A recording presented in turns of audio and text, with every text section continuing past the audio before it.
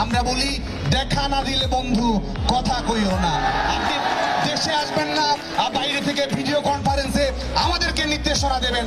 এই ধরনের কাপুরুষোচিত যারা রাজনীতি করে তাদেরকে বাংলাদেশের জনগণ কখনো মেনে নেবে এটি মনে করার কোনো কারণ নেই।